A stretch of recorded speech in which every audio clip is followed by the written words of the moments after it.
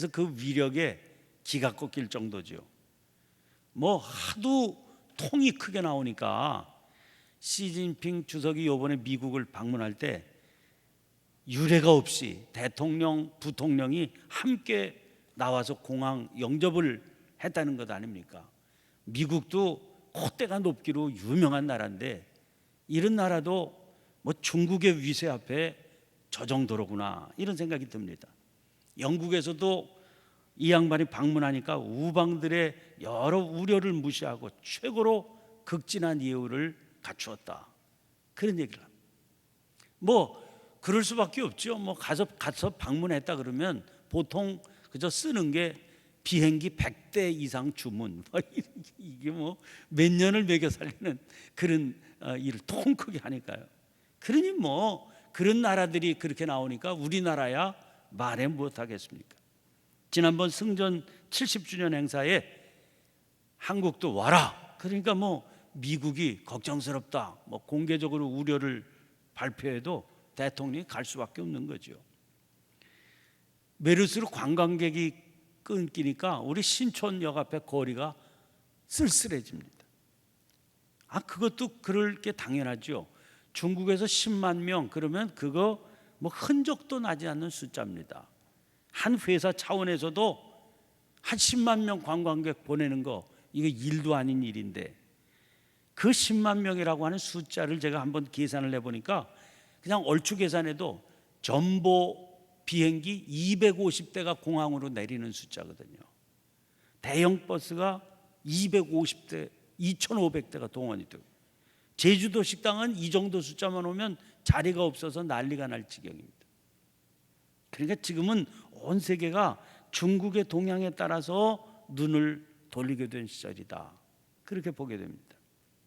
이렇게 떠오르는 중국, 이미 떠오른 중국을 보면서 이사야의 시대를 떠올려 보게 됐습니다. 그 시대는 지금과도 더 다른 시대죠. 지금은 아무리 강대국이라고 그래도 세계 여론의 눈치를 볼 수밖에 없는 그런 시대인데 이사야의 시대는 강대국들이 그런저런 눈치도 보지 않던 패권주의의 시대였습니다. 그러니까 강력한 국가는 뭐 아무런 거리낌 없이 이웃을 전쟁으로 무찔러서 종으로 삼던 그런 시대였습니다. 아수르가 일어나더니 바벨론이라고 하는 나라에 의해서 무참하게 무너지는 그런 모습을 지켜보던 시대고요. 뭐 그 이후에 얘기겠습니다만은 그 바벨론이 위세를 떨치다가 바사에 의해서 여지없이 무너져 버려서 자취 없이 사라지고, 그리고 무슨 뭐 헬라, 로마 연이어서 일어나던 그런 지역들 아닙니까?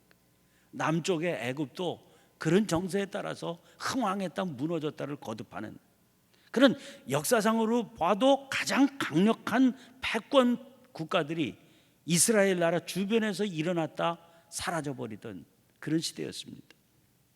그러니까 패권주의의 경랑이 쉬지 않고 거세게 밀려와서 이스라엘 같은 약소국은 도무지 정신을 차릴 수 없던 그런 위기의 시대가 배경이 되고 있습니다. 그러니까 오늘 본문 말씀은 그런 강력한 패권 국가들을 향해서 하나님께서 던지시는 예언의 말씀입니다. 이렇게 시작이 됩니다. 보라, 그에게는 당연히 하나님께는 있죠. 하나님이 보시기에는 열방이 통의 한 방울 물과 같고, 이렇게 되어 있습니다. 새 번역을 보면 이 통을 두레박으로 번역을 했습니다. 그에게는 뭇 나라가 고작해야 두레박에서 떨어지는 한 방울 물이다. 특별히 예루살렘 성경으로 보면 들통 언저리의 한 방울 물, 이렇게 번역을 해놨습니다.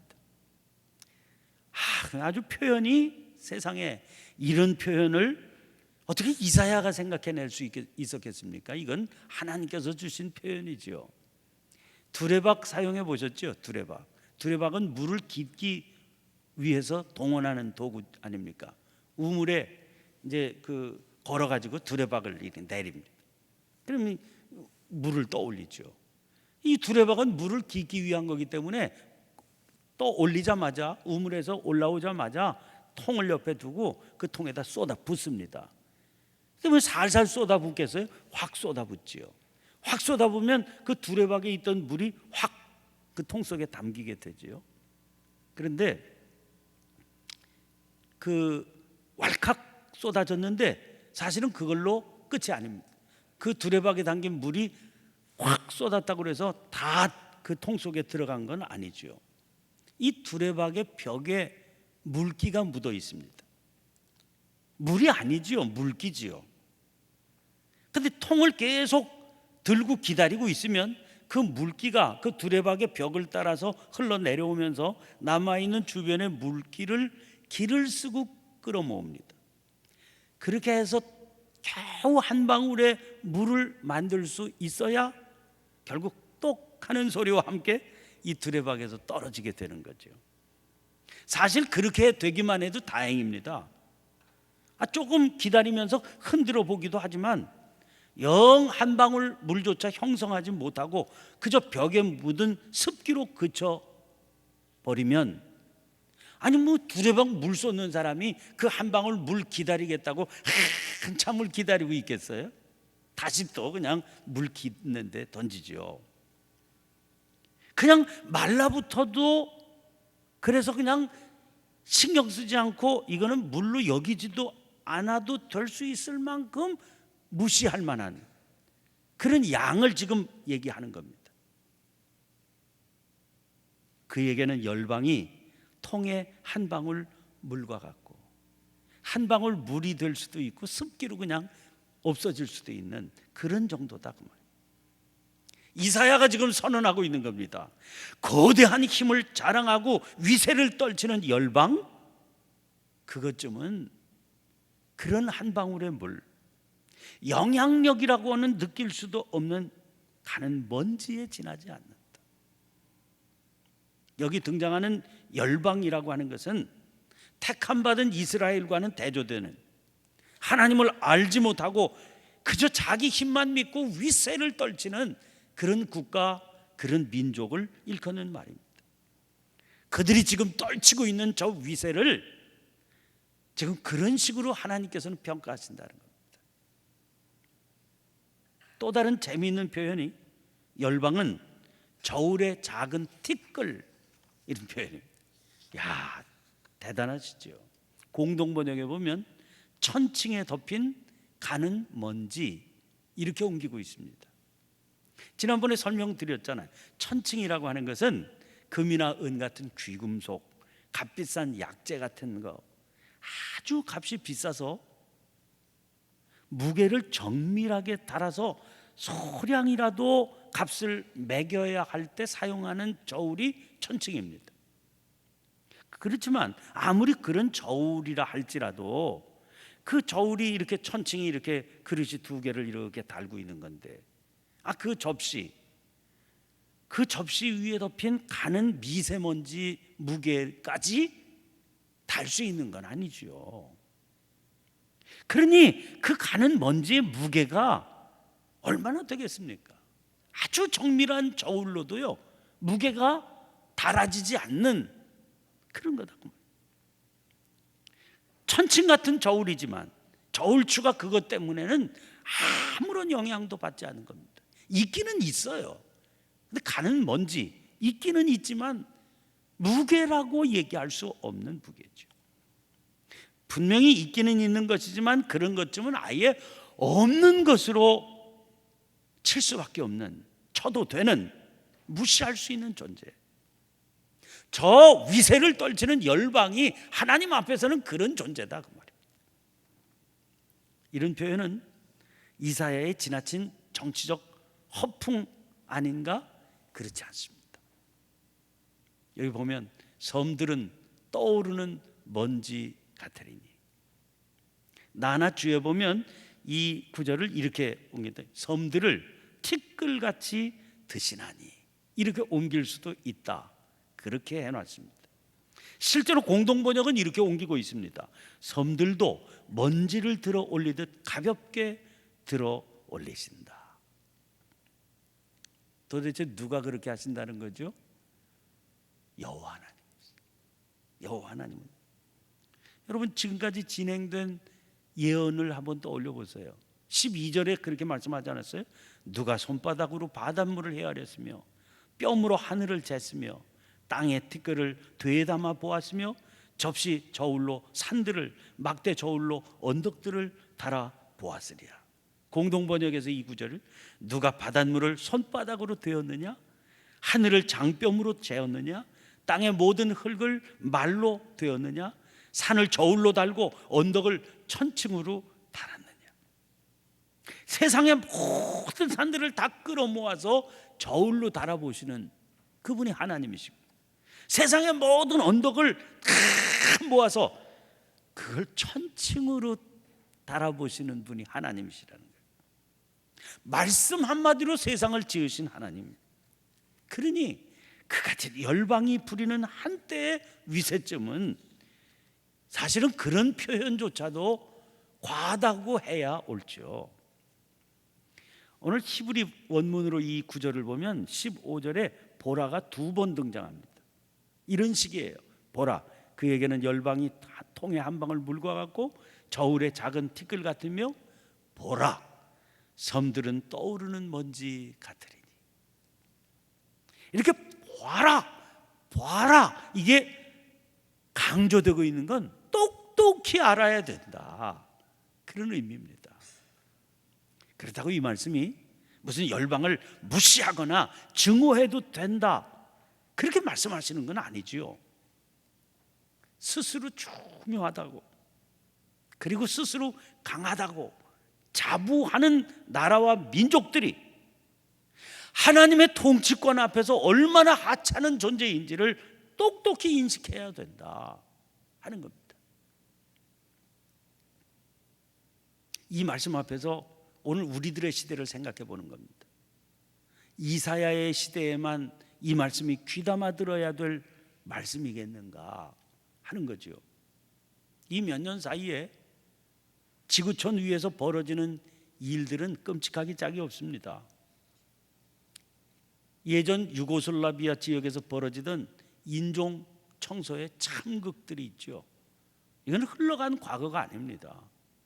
요 몇 년 전에 그 지역을 가보니까 생생한 현재, 지금까지도 건물 벽에 포탄이 박혀 있는 게 그대로 있습니다. 저 아프리카, 르완다, 부룬디 내전에서 수없이 많은 사람들이 인종 청소로 죽습니다.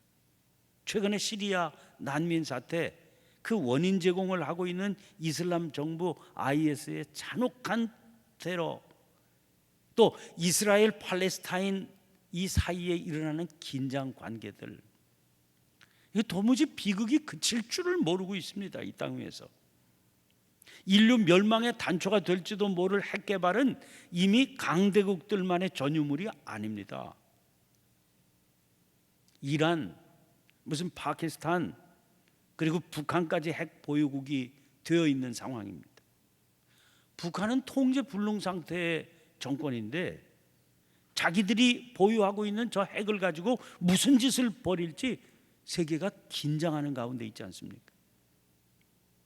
그들은 이미 개발한 핵을 담보 삼아서 흔들리는 내부 사정을 무슨 민족주의 같은 것으로 결속시키고 있는 그런 상황입니다. 강대국들을 중심으로 새롭게 편성되고 있는 세계 경제를 한번 보세요. 신자유주의 이념을 앞세워서 WHO 자유무역협정 뭐 이런 바람이 막 불면 약소국들은 거기에 대항할 힘이 전혀 없습니다. 그러니까 자기네 산업 무참하게 파괴시켜버릴 기세에 뭐 휩쓸려 가지 않을 방법이 없는 겁니다. 아까 말씀드린 대로 중국은 중국대로 세계의 중심 국가로 자기들이 서겠다, 패권주의를 노골화하는 가운데 있습니다. 강대국들 중심의 패권주의, 국가주의가 새로운 이 시대의 우상이 되는 것 같은 그런 어지러운 시대에 우리가 살고 있습니다. 뭐 오늘 우리 사회가 희망이 없다, 이런 한탄이 나오는 건 이런 세계의 바람에 그저 스쳐 지나가는 영향권 아래 있기 때문이다. 그렇게 말해도 과언이 아닐 정도입니다. 그런데 이런 속에 살아가고 있는 우리들에게 하나님께서 분명하게 말씀을 주시는 거예요. 보라, 보라. 깨달아 알아야 된다. 정신 차려야 된다. 자크 엘룰이라고 하는 사람이 정치적인 망상이라고 하는 그런 개념을 얘기를 했습니다. 사람들 안에는 이 세상 정부가 진정한 정의를 가져다 준다거나 인류의 문제를 해결해 주리라 그런 소망을 품게 만드는 것에 현혹된다는 겁니다. 그런데 역사를 보면 어떤 정부나 어떤 국가에 대해서 그런 기대를 갖는 일이 비일비재했는데 망상이라는 겁니다. 최근 예를 들어보실래요? 747 공약, 이명박 대통령을 선출했을 때 국민들이 그에 대해서 기대를 건 게 그 공약 아닌 747 공약. 그게 뭐죠? 경제 성장률 7% 달성, 국민 1인당 국민소득 4만 달러 달성, 세계 7대 강국의 진입. 이게 공약입니다. 저 사람은 대통령만 되면 그런 상황을 만들어 줄 거다. 압도적으로 당선되죠. 경제 대통령을 자임했으니까 그 공약 달성은 불문가지고 그 공약만 달성되면 자기도 근사하게 살 수 있을 것이다. 그런 기대를 품습니다. 이거 불과 몇 년 전의 일입니다. 우리가 지금 어떻습니까? 그런 기대가 얼마나 허망한 것인지 뼈저리게 느끼고 있는 중 아닙니까? 기대가 컸던 만큼 실망도 큰 법이죠. 자크 엘룰이 정치적 망상이 있다 이렇게 지적하는 것은 그런 어리석은 인간의 경향에 대해서 일침을 놓는 경고의 표현입니다. 이거 어느 특정한 누구의 잘못이다 그렇게 말할 수가 없습니다. 이 세상 어떤 나라, 어떤 정부도 완벽하지 않습니다. 그래서 하나님께서는 모든 육체는 풀이다 그렇게 선포하신 겁니다. 모든 육체는 풀이다. 그 말은 무슨 말이겠습니까? 기대와 희망을 걸만하지 못한 대상이다 하는 겁니다. 자기가 속한 나라가 바른 길로 갈 수 있도록 시민으로 참여하고 행동할 정치적인 책임이 그리스도인에게 반드시 있습니다. 그래서 그리스도인은 주어진 참정권을 포기하지 말고 이 나라가 하나님의 뜻에 합당한 나라가 되도록 그런 나라를 건설하는 일에 최선을 다해야 될 책임이 있습니다. 그 책임 다해야 돼요.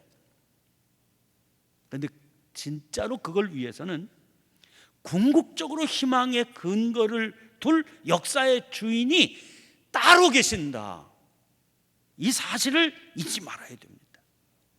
그래야 바른 나라를 세워가는 시민으로서의 이 책임도 제대로 감당할 수 있는 겁니다. 그래서 하나님께서는 똑똑히 봐라 그러시는 겁니다. 믿음의 눈을 뜨고 똑똑히 보면 그때 비로소 정치적인 망상에서 벗어나서 역사를 다스리시는 주인의 손길을 분명히 볼 수 있게 되는 거죠. 똑똑히 보니까 어떻든가요? 열방은 통에 한 방울 물과 같고 저울의 작은 티끌 같으며 섬들은 떠오르는 먼지 같다. 과장입니까? 역사가 분명히 증거해 주고 있는 겁니다. 한 통에 한 방울 물과 같지 않았던 국가도 정부도 없습니다. 저울의 작은 티끌 같지 않았던 그런 영원한 정부, 영원한 국가 없습니다. 모든 것들은 다 떠오르는 먼지 같았죠. 비교할 대상이 없으신 전능하신 그 하나님께서 그런데 우리를 내 백성이라고 하십니다. 친히 그의 팔로 다스려 주시고 그 팔로 모아 품에 안으시고 온순히 인도해 주십니다. 굉장히 강력한 세력의 바람이 불어도 통에 한 방울 물과 같은 거다. 믿음의 시선으로 하나님의 눈길로 그걸 그렇게 볼 때 여러분 기죽지 않고 살 수 있습니다. 절망에 빠지지 않을 수 있습니다. 그 손길을 믿음으로 바라보고 그 손을 의지하여 순종함으로 따라가기로 결단하시기를 바랍니다. 거기에 살 길이 있는 겁니다. 거기에 진정한 희망이 있습니다. 세상은 캄캄해 보여도 전능하신 하나님은 지금도 역사를 다스리고 운행하고 계시는 걸 분명히 보고 그 손길 붙들고 있고 그 손길 나를 안아주고 계시기에 내 삶에는 희망이 있습니다. 고백하고 나가는 주의 백성들이 되시기를 간절히 축원합니다. 우리 찬송 한 장 드리겠습니다. 오늘 나는 믿음으로 이 찬송 드리겠습니다.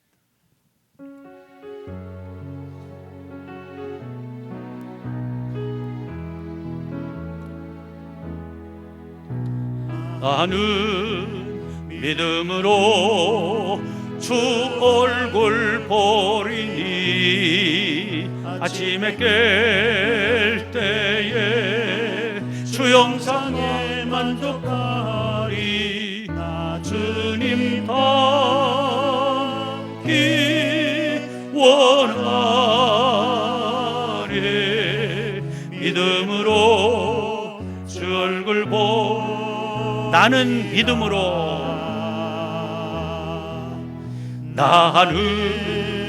믿음으로 주 얼굴 보리니 아침에 깰 때에 주 영상에 만족하리. 나 주님 닮기 원하리. 믿음으로 주 얼굴 나는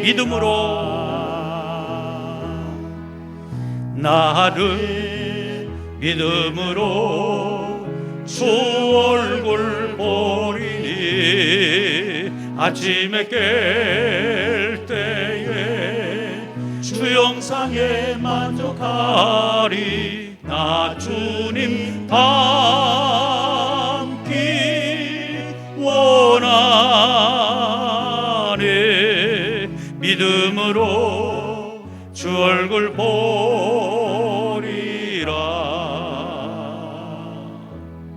오늘 주신 말씀을 붙들고 우리 함께 합심해서 기도하십시다.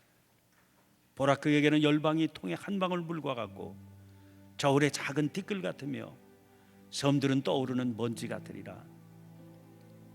역사를 통치하시는 하나님의 장중에 그 모든 세력들, 그 모든 바람들 아무것도 아니고 무시할 수 있는 존재들이고, 우리는 오직 믿음으로 주님의 손길, 주님의 품에 안겨있는 그것으로 만족하고 희망을 보며 오늘 그 하나님의 다스리심에 순종하며 나가겠습니다. 우리 함께 주여 힘차게 한번 외치고 통성으로 말씀을 믿음으로 붙드는 그런 감격을 누리며 기도하고 자유롭게 기도하시다가 자유롭게 돌아가시길 바랍니다.